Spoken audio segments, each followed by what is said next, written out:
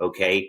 Um, Testing for listening skills, is actually so much more effective than if you were to test for closing skills, because this is really where someone cannot fake it, right? It's easy to train closing skills because you're training them how to speak, the word track, the jargon. But for me, I believe that with listening, it's almost like a personality, right?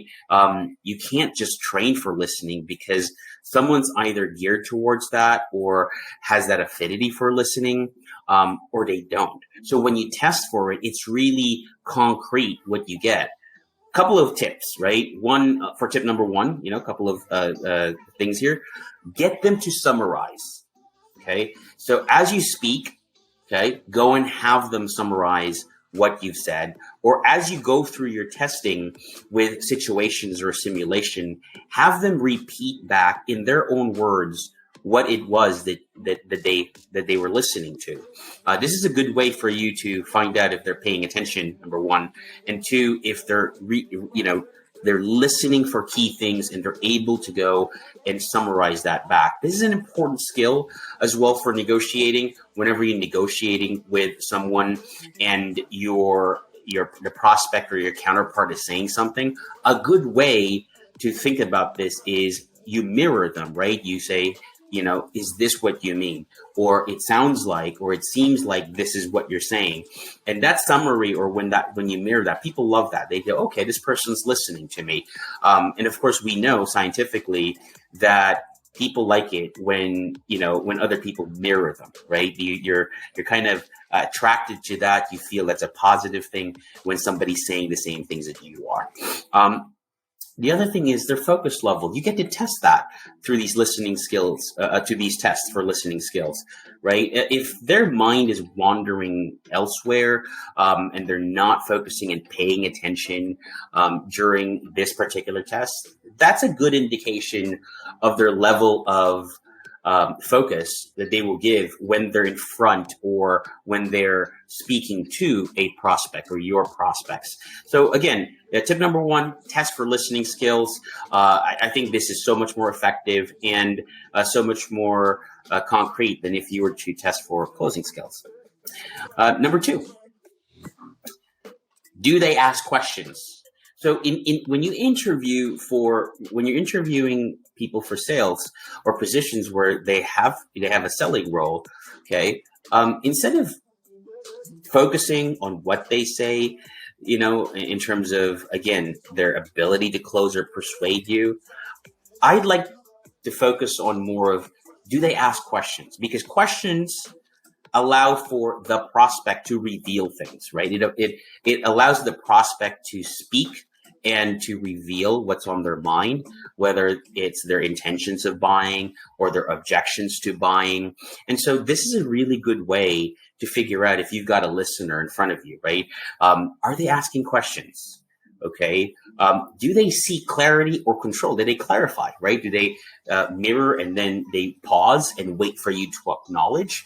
Or are they, well, this is what you mean, and I think this is what you mean, and then they just keep talking. And now you can sense that they're more of a control freak. They're more of that, typical closer, where they're trying to control the conversation and be right, as opposed to being empathetic as well as interested, right, in the person. No one wants to be closed. I mean, you've dealt with people where they're so strong, and you know that they're trying to close you, and their only interest is to be able to get to their goal, not yours. And so you either agree with them or you just think, okay, well, I just want this to stop. Listeners are interested on the level of the person, right? They're interested in you. They ask you questions about yourself, how you feel. They're clarifying things. They have no problems admitting if they're unclear about something, and they request that you clarify or you elaborate. And again, you get the prospect to speak more in those situations. So I think, once you get into this level of looking for the listeners, you'll start to find that, okay, I'm going to design my interaction, during the interview where this person gets to ask questions, and then I can figure out if they're seeking control or they're seeking clarity. And I can now pay attention to how they ask that question and their level of interest with me as a person, as opposed to the goal itself. All right, number 3, last tip for today. When looking for listeners, look for intangibles. Okay, can they read others? Reading others means you're paying attention to the other person. Okay, you are interested in the sound of their voice, not yours. You are interested in their facial expressions, in their gestures, in what's not being said. I think that these are major pieces of outliers that make you successful in sales. And when you're looking for your, sales, when you're looking for that person to add to your sales team, right? A listener is not only listening to words, but they're also paying attention and listening to the things that are not being said. So that's one thing. Another thing is, what's their negotiating style? Typical listeners are ones who are more consultative, right? They provide more of that advice and that help, as opposed to someone who is, headstrong and kind of the person who wants that control. You really have to go and figure out what their negotiating style. They're an analyst where they analyze things a lot too much. That's not too bad. I think, if you have a negotiating style that's like an analyst, that's because you're listening and thinking deep about everything. And you can still teach closing techniques to analysts, right? More than you would with people who are kind of the type A personality, who just want to control the conversation. And then lastly, mindset. Is it fixed or do they have a growth mindset? A fixed mindset is one where they tell you, I already know how to do that. I've done this before. This has worked for me. I don't think I can learn anything else, and you hear a lot of that ego come out when you deal with somebody who has a fixed mindset. A growth mindset is what you want, obviously. And this is a person who, again, is open to criticism and to feedback, right? And they're listening. So they're interested in what you have to say. They don't believe that they're right. In fact, they doubt themselves. So they're very interested as to what your take is on things and their perspective. And they go and mull that over. They think through, they're thoughtful and careful. They pause a lot.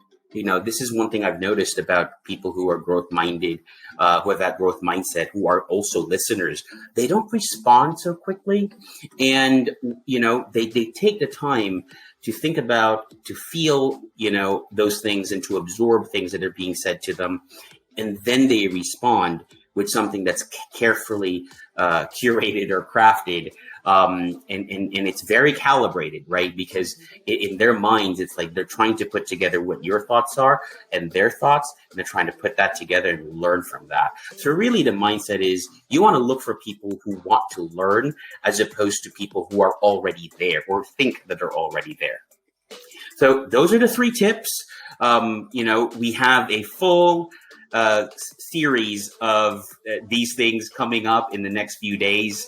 I'd love to hear from you. Let me know what you think. Agree or disagree, doesn't matter.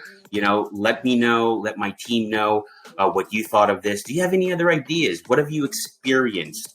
If you have any good tips to add to this, please, reach out, let us know. Hit that subscribe button. Follow us, and again, you can comment if you'd like. We'd love to hear from you. I look forward to seeing you guys on the next episode.